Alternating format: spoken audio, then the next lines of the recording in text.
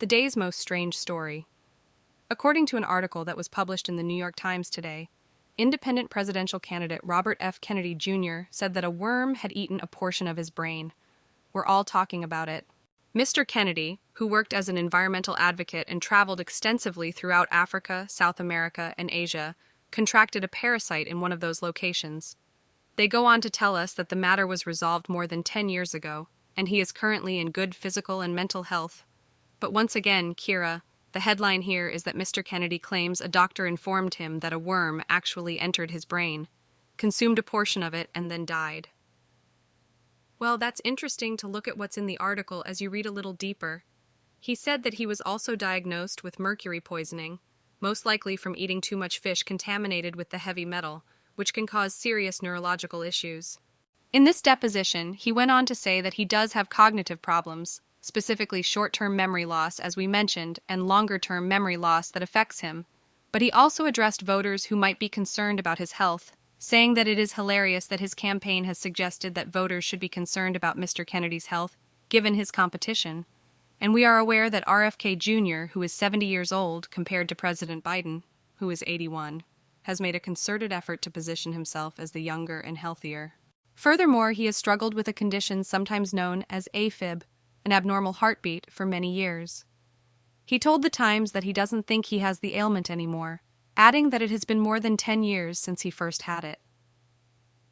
Kennedy's campaign refused to give the Times access to his medical records.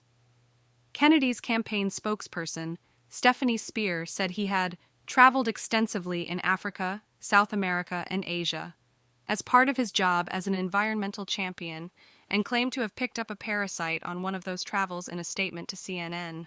Infectious disease specialist Dr. Peter Hotez, dean of the National School of Tropical Medicine at Houston's Baylor College of Medicine, stated that it is challenging to evaluate Kennedy's assertion in its whole without examining the scans. He stated, "It's an incomplete story."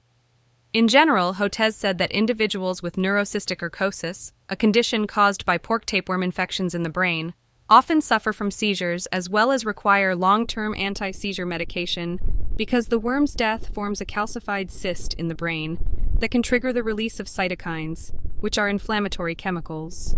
According to Hotez, research is being done on the link between dementia and memory issues. Kennedy told the Times that he was eating a lot of tuna and perch when he was diagnosed with mercury poisoning, which is linked to those symptoms as well. Indeed, the brain is not being fed by the worms. They reside in the brain, according to Dr. Hotez.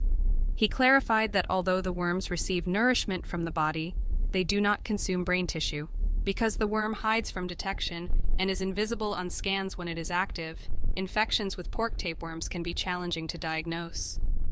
According to Hotez, it is more typical to discover the worm after it has passed away and left a calcified cyst in the brain. Kennedy claimed that after these health crises, he altered his way of life, sleeping more, traveling less, eating less fish, and undergoing chelation therapy, which aims to remove metals from the body.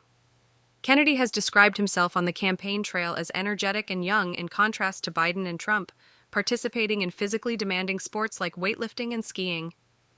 The president's doctor, Dr. Kevin O'Connor, stated in February that there were no new concerns regarding the president's health as uncovered by a physical examination. The White House has stated that no cognitive test was given because O'Connor felt it was not required. Late last year, Trump's campaign released a letter in which they stated, in general terms, that the former president is in excellent health and that his cognitive exams were exceptional. However, the letter omitted details regarding the specific tests that Trump took and their outcomes.